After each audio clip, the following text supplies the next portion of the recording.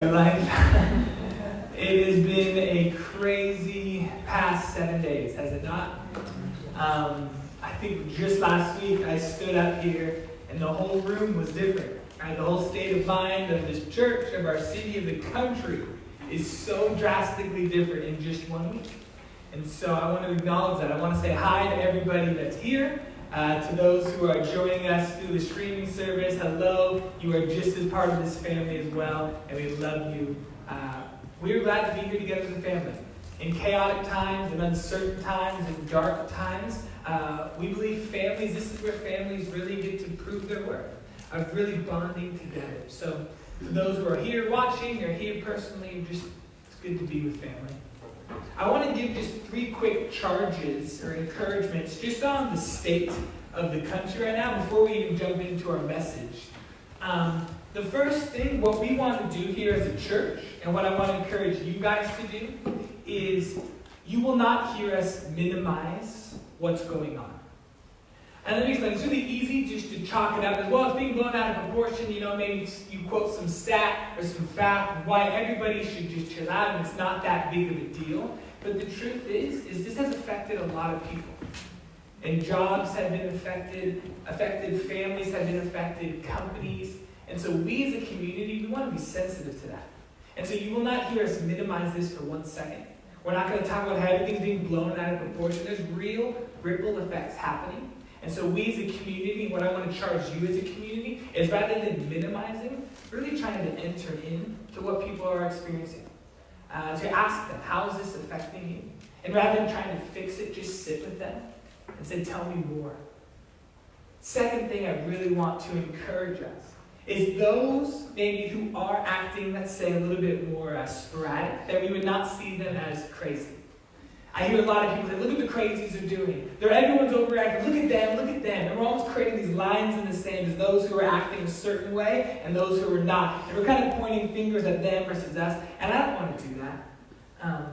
Right? Jesus, he looks out at Jerusalem at one point and he just says, I just want to gather up all of these lost chicks. And so depending on how people are reacting, I believe Jesus would say, I want to gather all of my children together. And so can we have a spirit of compassion and even grace to those people who are acting differently? Right? They're stocking up and maybe you're not, or they're planning for worst case and you're not. And I just want to say, let's have grace. Grace that they're processing this differently. And grace that they're reacting differently. And rather than quick to say they're wrong and they need to change and they're the problem, let's just give grace. So the first one is we're not going to minimize it. Second one is we're not going to draw this line in the sand and see who's acting correctly. And the third one is, can we be generous in this season? I want you guys to know as a church that we want to meet each other's needs. All right, so if you guys have any actual need, physical, of just maybe us running groceries for you, getting you supplies, can we be a church that, one, expresses those needs? I need you guys to be courageous enough to say, I need help. I need help paying my bills this month, Matt. My job, I can't. Matt, I need help getting our groceries because I can't. It's too much of a risk for me. We need to, be courageous enough to admit our needs. But then second, can we be generous enough to meet those needs? My dream for New Life, right? My dream scenario is we're in the grocery store and we've been looking for that toilet paper, which is so rare right now. And my dream is we get the last case. At the same time, you see somebody walk up and they wanted it. And my hope and prayer was that we would take that and say, here, you have it. And even though you got there first, and it's yours, that you would actually see this as an opportunity to give and be generous to others. I just hope that I see this as an opportunity for the church to really shine some light. Not come look at how great our services are, but come look at our hearts and how we're here to serve and we're here to give. And if that means I go without so that you can go with, I'll gladly step into that. We're not going to minimize. We're not going to call those who do things differently crazy. And we definitely, please, Satan wants us to live tight-fistedly, as if we need to protect ourselves. And let us live open-handedly in this time. So the dream was they would see our love for one another, they'd see our generosity and get curious. And we could say, we've been changed. Let me tell you how. Can I extend those encouragements to you guys in New Life? Yes. Pray. God, we love you, and we are here because you are the solid rock upon which we stand, and we need some stability. Father, you are the peace. Jesus, peace is a person, and we need you. So may your peace and may your presence just be here, thick and heavy. And God, may our hearts slow down a little. May our minds, which have been racing, slow down. May we breathe out some of the worry, and may we breathe in some of your spirit. God, we breathe out fear. And we breathe in your love today, God. Thank you so much for who you are. In Jesus' name we pray, amen. So we are in the midst of an Apostles' Creed series, and we are continuing to go for that. I was debating, do we change it? But I really actually feel like the Apostles' Creed is applicable and beautiful for today. So what the Apostles' Creed is, if you're still kind of new with us, is it's a really, really, really old document. It's a really, really old list of what it means, the essentials of Christianity. All right, we're talking about people who are maybe like 50 years, maybe 70 years removed from Jesus himself. So really close to him. What does it mean to be a Christian in their eyes? And as we're looking at this, it's good for us as a church to kind of figure out what are the essentials? What is the foundation? So if you're still new to the Apostles' Creed, you're still a little unsure of it, I want to give you so much freedom. You do not have to recite it with us. You do not have to join in if you're still unsure. But we've said it every week of this series, and we're going to say it again. So Noah, if you want to pull up the Apostles' Creed, we're going to say this together. I believe in God the Father Almighty, maker of heaven and earth, and in Jesus Christ, his only Son, our Lord, who was conceived by the Holy Spirit, born of the Virgin Mary, suffered under Pontius Pilate, was crucified, died, and buried. He descended into hell. On the third day he rose again from the dead. He ascended into heaven and sits at the right hand of the Father, and he will come to judge the living and the dead. I believe in the Holy Spirit, the Holy Catholic Church, the communion of saints, the forgiveness of sins, the resurrection of the body, and the life everlasting. Amen. These are essentials that we as a church want to rally, we want to unify on. Instead of allowing what we differently think to define us, we link on to say, we believe in this. We put our lives and our trust in these things because they're true. We talked about week 1 was what it means to believe. Didn't you guys remember? It's not just some head knowledge. It's not just some agreement. It's when your thought goes to your heart and you live differently. Biblical belief is always dynamic. It's always moving. It's always action-oriented. Remember, Noah believed, and what happened? He built a boat. Abraham believed, and what happened? He moved his family. So often we believe and we sit still. And we think, I got biblical belief. We got to wake up, church. Biblical bedrock belief. It goes from here, and results in some movement. That was week 1. What's essential to Christianity is knowing you have an almighty Father. A Father who's all-powerful but doesn't abuse it.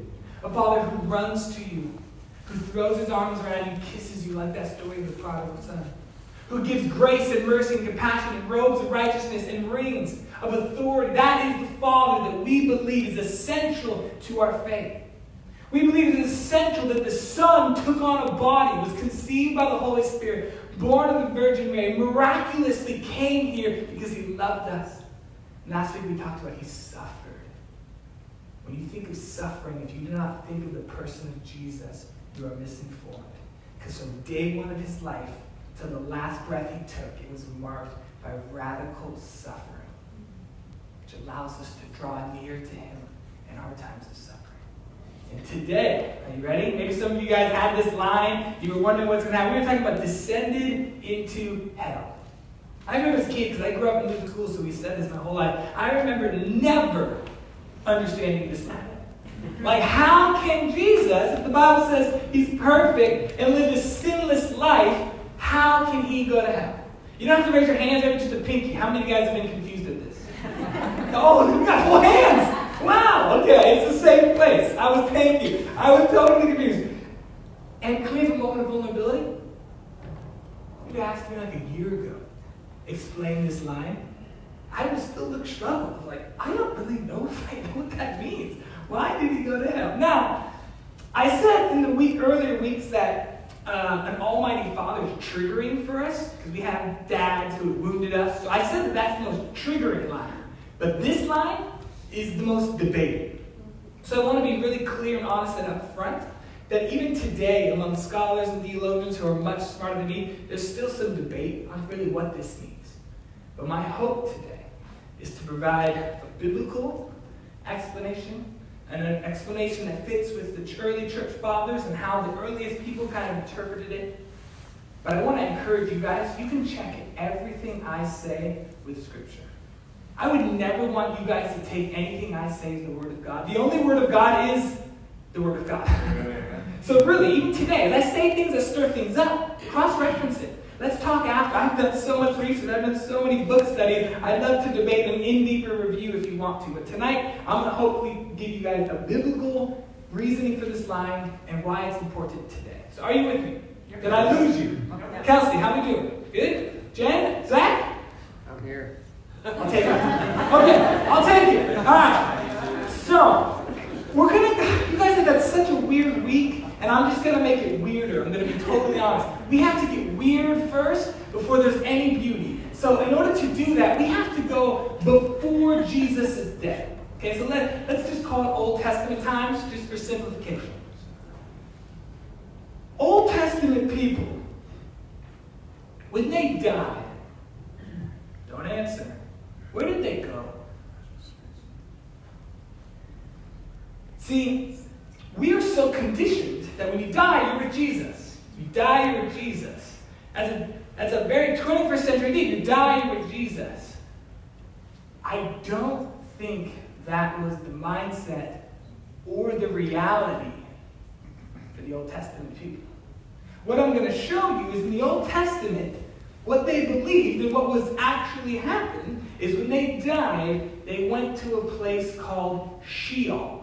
Any of you heard that term? I'm going to throw it. It's a Hebrew word. I got a couple definitions. Sheol. The count of three say Sheol. 1, 2, 3. Sheol. It sounds like I'm starting a country song, right? Sheol. Sheol. It's translated underworld.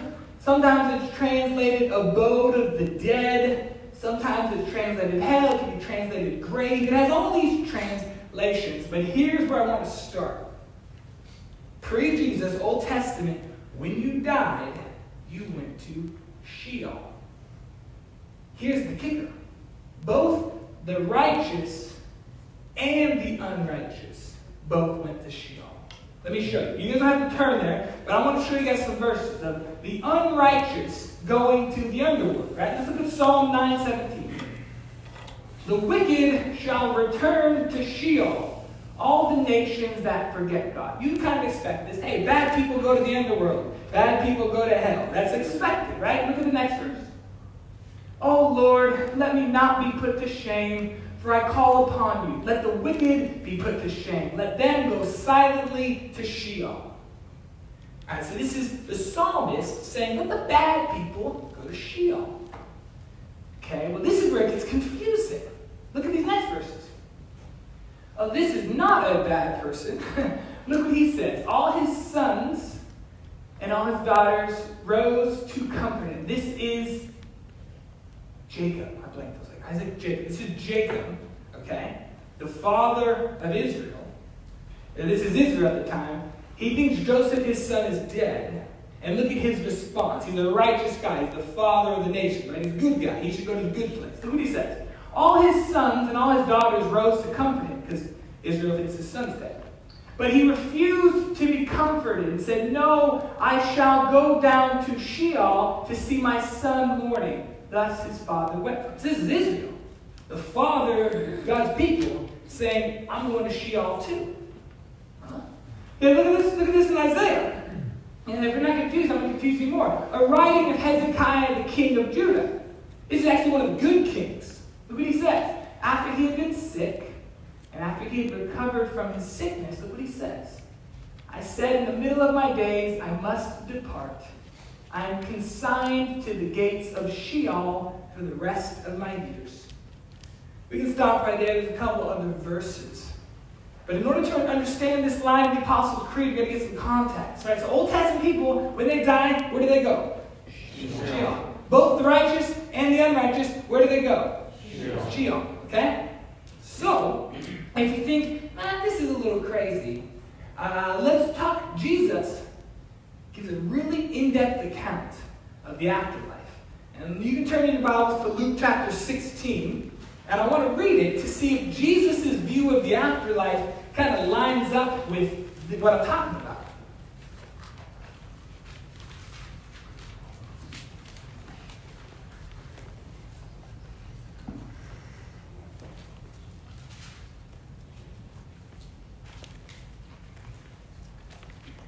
Nobody got it? Perfect. Luke 16, verse 19. So I'm saying this is pre-Jesus, and this is what people thought, and you go, I don't know if I believe you. Let's see what Jesus says. Jesus himself says, there was a rich man who was clothed in purple and fine linen, and who feasted sumptuously every day. That is not in my vocabulary. Any of you guys said sumptuously this week? Okay, we need to bring that back. Verse 20, and at his gate was laid a poor man named Lazarus, covered with sores. We got a rich man and we got a poor man. Keep reading. Who desired to be fed with what fell from the rich man's table. Moreover, even the dogs came and licked his sores. Look at verse 22. The poor man died and was carried by the angels to Abraham's side. The rich man also died and was buried. And in Hades, Hades is just a Greek translation for Sheol. And in Hades, Sheol, being in torment, he lifted up his eyes and saw Abraham far off and Lazarus at his side. Look at this. And he called out, this is the rich man, Father Abraham, have mercy on me, and send Lazarus to dip the end of his finger in water and cool my tongue, for I am in anguish in this flame. Look at this next verse. But Abraham said, Child, remember that you in your lifetime received your good things, and Lazarus in like manner bad things. But now he is comforted here, and you are in anguish. And besides all this is Jesus' words, people. Between us and you is a great chasm which has been fixed, in order that those who would pass from here to you may not be able, and none may cross from there to us. Jesus, he's telling a story of two people who died. But they kind of go to the same place. They can see each other. They can talk to each other. There's a chasm that separates, but there's communication. It's almost like there's two dimensions of Sheol. That there's a place you go if you're bad, and there's a place you go if you're good. But if you notice, there's no God in this picture. Who is the good man comforted by? Abraham. But the presence of God is not here. And so Jesus, I believe, is affirming this idea that, hey, when you die, you go to Sheol. Yeah, there's different parts of it, but it's not this idea that you go to heaven. So, that's leading up to the cross. We know what happens on Good Friday. Jesus dies. We know what happens on Sunday. Jesus rises. The million-dollar question is, what did he do on Saturday? Right? Put that on a test right now. I think a lot of us are failing. What did he do and where did he go on Saturday? Now again, if it's pre-Jesus and post-Jesus, there's like two different answers. Now Jesus is cryptic, and I promise, after we get weird, this is going to hang with me. Because I know some of you guys are literally thinking, I risked coronavirus for this. I see you guys, it gets good. Stick with me and it's going to totally hit. But we got to understand, right? So if Jesus dies, is it pre-Jesus, but where does he go? Well, he gives there's three cryptic references. And there's a fourth clear one, and if you put them together, I think it makes sense. We're going to go through them quick. So Jesus says this in John 5:25, Noah. Truly, truly, I say to you, an hour is coming. This is Jesus talking about his death, which is coming up. An hour is coming, and is actually now here, when the dead will hear the voice of the Son of God, and those who hear will live. And most of the time I read this, I'm like, that's just Jesus being weird. Like, I don't know what that means. I don't know why the dead would hear it, but that's just him being weird. And then you look at 1 Peter, and you look at 1 Peter, and it goes, for Christ also suffered once for sins, the righteous for the unrighteous, that he might bring us to God, being put to death in the flesh, but made alive in the spirit. Look at this verse. This is so hard to get around. He died, in which he went and proclaimed to the spirits in prison, because they formerly did not obey when God's patience waited in the days of Noah. So Peter's saying Jesus preached to some of these dead spirits in prison. Again, you just take this isolation, you go, I don't get it, and I'm going to move on. But you just kind of can't escape it. Look again in 1 Peter 4. It's obviously important enough that he repeats. He says, for this is why the gospel was preached even to those who are dead, that though judged in the flesh the way people are, they might live in the spirit the way God does. So again, I'm not saying this is enough to build our case, but we have Jesus saying, the dead will hear my voice. We have Peter saying, yeah, he preached to the dead. Peter again said he preached to the spirits in the dead.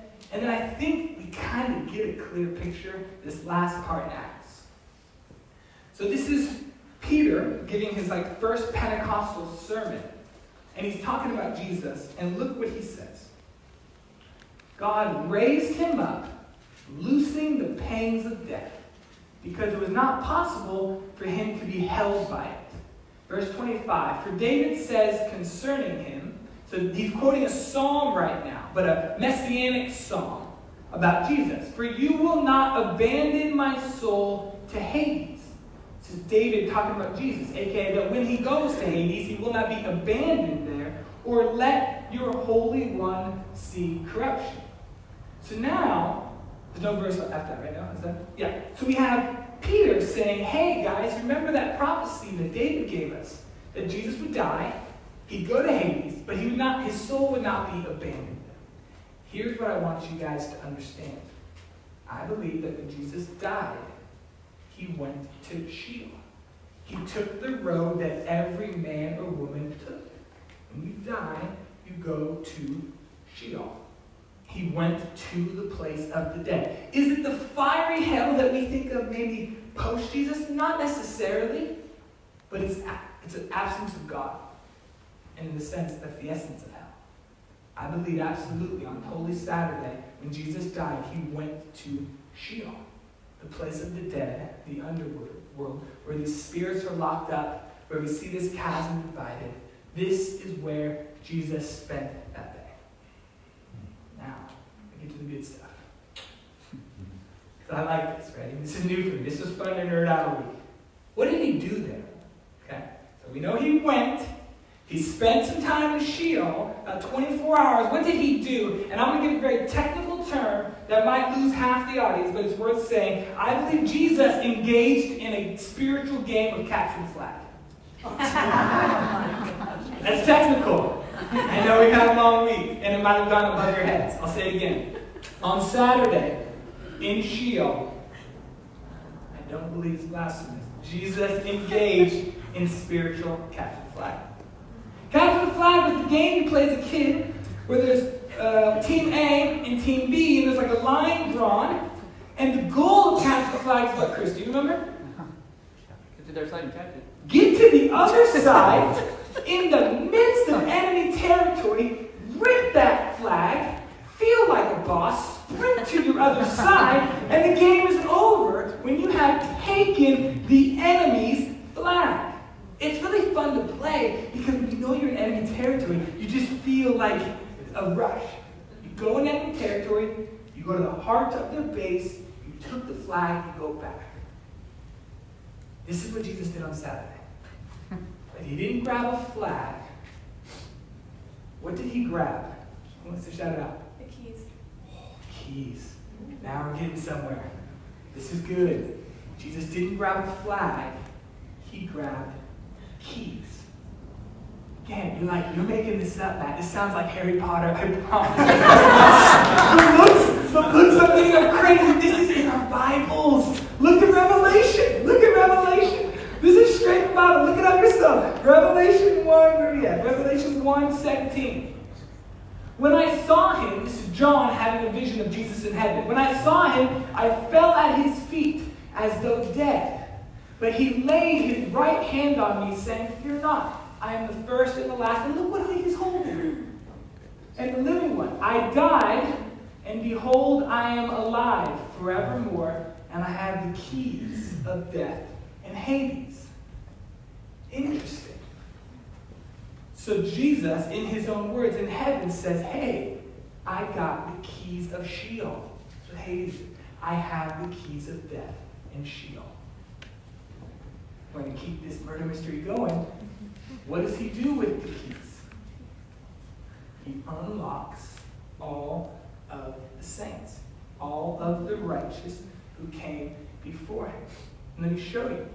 In the entire Old Testament, almost every time someone talks about being dead, they're in Sheol. As soon as the New Testament happens, everything post-Jesus, look how the language changes. Right? Every letter by Paul, every letter by Peter, every letter by John, whatever, they no longer talk about dead people going to Sheol. They now talk about dead people being Jesus. Check this out in Hebrews. Again, biblical. Verses upon verses. Hebrews 12. You have come to the assembly of God's firstborn children. This is the author talking about what we have as Christians, what is rightfully ours, whose names are written in heaven. Look at this next verse. You have come to God himself, who is the judge over all things. You have come to the spirits of the righteous ones in heaven, no reference like that in the Old Testament, who have now been made perfect. So now, post-Jesus, everybody talks as if the spirits of the righteous are in heaven. This radical new concept that happened after Saturday. Look at this. Look at Paul in Philippians verse 1. He says, but if I live, I can do more fruitful work for you. So I really don't know which is better, because I'm torn between two desires. I long to go and be with Christ, which would be far better for me, but for your sakes, it is better that I continue to live. So Paul goes, as soon as I die, I go with Christ. Paul knows the scriptures better than anybody. Nobody talked like that in the Old Testament. And yet Paul has the boldness and courage to say, the second I die, I go and be with Jesus. Why? Because the earliest Christians, the disciples, they interpreted and understood what happened on Saturday was Jesus ripping the keys from Sheol, unlocking all the saints, and therefore not only letting out those who were pre-Jesus Old Testament, but now death and hell and Sheol and Hades, whatever you want to call it, is unlocked forever. Forever. For us. Now, let me explain. Again, real technical. Star Wars. Star Wars? Star Wars fans out there? Raise your hand. Yeah. Okay. Zach, I hope I don't botch this too much. But in my research of Star Wars, I'm not a big Star Wars fan, in order to defeat the Death Star, you had to be in the middle of the Death Star. Is that correct? It had to come from inside, right?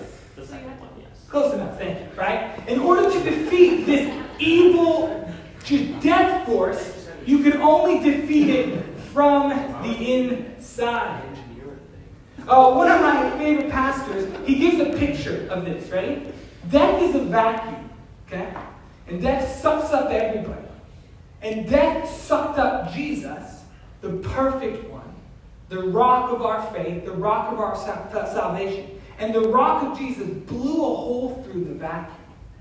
And now death swallowed him, didn't realize what it swallowed, blew a hole in the back, and now temporarily or forever, there's a hole that our followers, that us as followers get to go.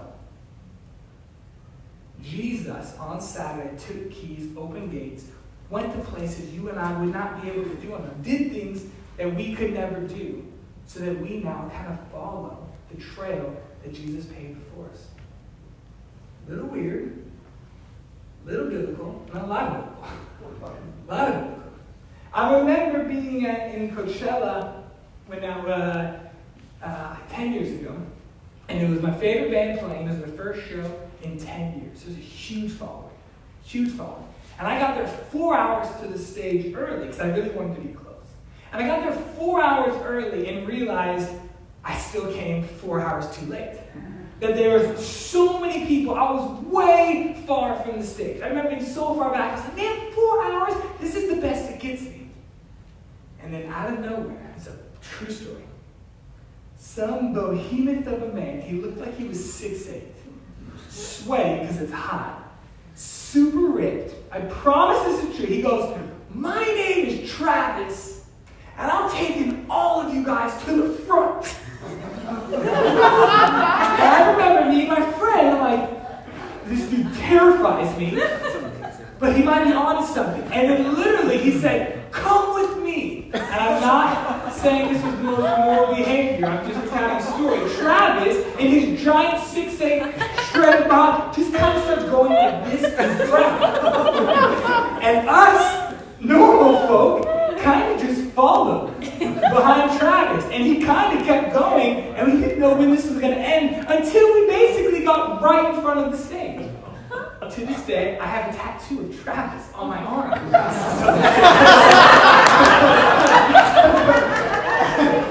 But I'll never forget this moment where Travis only got me to a place that I would not have been able to go on my own. And I was blocked and I was stuck, and then I just basically followed the path and trailed Travis and was led to the front of the row. I hope you guys are starting to see a picture of what I'm trying to say. Without the work of Jesus, we would still be prisoners and held captive by death and by Sheol and by Hades. Death swallowed up the wrong person, because that person is the Son of God, the eternal one, the creator of all things who never sinned. Death messed with the wrong person. Jesus blew a hole in that vacuum. Every single one of us who by faith cling to his garment, we follow through, and we do not have to worry about being stuck in Sheol. Can I get an amen? Amen. This is good news. This is amazing for us, that we get to go places we would never have been able to go on our own. When the Apostles' Creed says Jesus descended into hell, there's a loud amen into that, because what that means is he went to the place we should have gone, and he tunneled his way out so we can follow. Jesus went to a place that all of us deserved, yet because it was him, and because he was sinless, death couldn't hold him, spat him out, and we just followed right on through because of the work of Jesus. But this is where it gets even better. Because if you think today only talks about afterlife, okay, Matt, well, what does this mean for now? I have viruses, I have jobs, I have pressure, I have stress, I have anxiety. Okay, Matt, so you've told me that I have something cool waiting for me when I pass. But does this have any impact now? Yes. Because when Jesus talks about this future event, look what he says in Mark. Turn your Bibles to Mark chapter 3.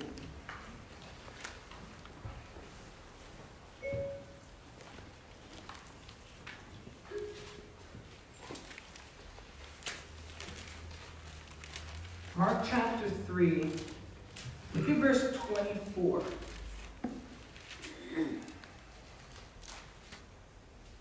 He says, a kingdom divided by civil war will collapse.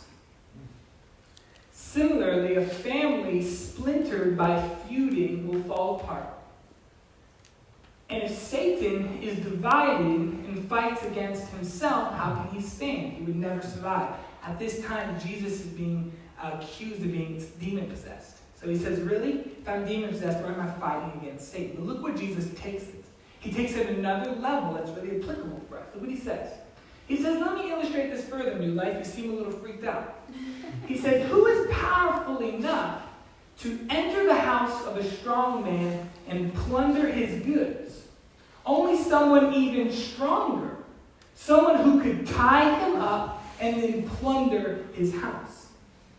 So Jesus, foretelling Holy Saturday, says there's a strong man who's going to enter someone's house and plunder his goods and tie that person up. This is Jesus entering Hades, bounding up Satan and taking the goods, aka the saints, the children of God, with him. But what this means for us is that Satan's power and death's grip that once had on humanity is not the same. Let me say that really clearly. Jesus' work on the cross forever disarmed Satan. Look in Colossians. You don't need to turn there. Look what Colossians says. This is talking about the death of Jesus. He canceled the record of charges against us and took it away by nailing it to the cross. And look what happened because of this. In this way, he disarmed the spiritual rulers and authorities. He shamed them publicly by his victory over them on the cross. And then look at verse 20. You have died with Christ, and he has set you free from the spiritual powers of this world. Why this is so applicable for today is because Satan wants to deny that this ever happened. He doesn't want us to think and dwell on the fact that he was bound up and defeated and left powerless. Because what the message he wants to give is that you sometimes are powerless. That whether it's fear that has gripped you, or anxiety, or temptation, or sin, the message that he wants to give you, the enemy, is that you are forever bound by this. This will always plague you, and there's nothing you can do. When the truth of the matter is that's not true. Jesus went into his house, tied him up, plundered his goods, and left him powerless over us. Why believers get to stand up in victory is because we have somebody who fought on our behalf. And I'm seeing so often in my life, and in the life of my other brothers and sisters, is so often we just feel powerless. That what we're going through, there's nothing we can do. My sin, my addiction, my darkness, my fear, there's nothing I can do. We take a bound approach. And the truth is, Jesus has set us free. Not only from the eternal gates of Sheol, but from the present powers of the authorities. And so what that means is when you start believing that lie, when you start really believing that there's nothing I can do and fear just takes hold of you and starts squishing you, you can realize and remember, wait, who won the victory? Who won the game of capture the flag? Who let the saints go? Jesus did. And so because of that, I'm not a victim, and I'm not powerless, and I'm not subject to the control of somebody else, but I can rise up. Look what James chapter says. You want to talk about temptation? Look what James says. He says, humble yourselves before God. Resist the devil, and he will flee from you. Humble yourselves before God. Realize that it's God that did the fighting. Humble yourselves and realize it was God who took the keys. Humble yourself and realize God's the one who blew the hole through Hades. Humble yourself and realize that God did all the work. But by humbling and acknowledging and receiving, well, guess what? Satan's temptation is not as effective. And I can humble myself, I can resist the devil, and he will flee. Many of us live as if there's nothing we can do against the enemy. And while I'm on earth, I lose. And my goal is just to lose as little as possible and make it to Jesus, and hopefully Jesus' blood conquers all my losses. It's like it's a mix of truth and not truth, and it just bounds us. When the truth is, Jesus made a spectacle over the spiritual powers. He tied them up, plundered their goods, left them powerless. And yet we have an enemy going around spreading rumors to them, hey, there's nothing you can do. You will always be a helpless victim. There's nothing you can do. You can't change because change doesn't happen. And the truth is the line descended into hell reminds us that our God went to the darkest of places and rose out victorious. And therefore we get to follow in a life of victory behind it. Does sin still happen? Absolutely. Can we attain perfection here on earth? No. But can we take a posture of victory and start rising out of some of these chains that we have on? Yes. These things that we think are chained permanently are just ropes that we can't slide off in the power of Jesus. I truly believe victory can happen. And yet I see what's happening so often. I see people who think they're chained for life. And they don't know the real story of the Bible, which is a lot of these chains have been broken. And freedom can be stepped into. And victory can be attained. Not because you're strong, but because a stronger man fought on your behalf. I got to a place because Travis was a lot stronger than me. And I humble myself and I own it. Jesus Christ has set us free from the powers of darkness. Not only the grips of the grave, but the powers of temptation, addiction, darkness, fear, anxiety now. And we can with confidence declare, I believe in Jesus Christ, who descended into hell, fought my battle, rose out with the keys, and I follow in his place. And as a church, as we live this and proclaim this and dwell and meditate, watch how the chains become ropes, just begin to slip off. We step into freedom and a life we didn't even know was possible. Jesus, we thank you. We thank you that you loosed the chains that once held us. Jesus, we thank you that you took on a body so that you could be swallowed up by death, so that you could defeat Sheol and Hades from the inside out. So Jesus, right now we proclaim that your victory is our victory. Jesus, those of us who are united with you means that your benefits and blessings are not our benefits and blessings. And we too pass on through grips of the grave. We too can be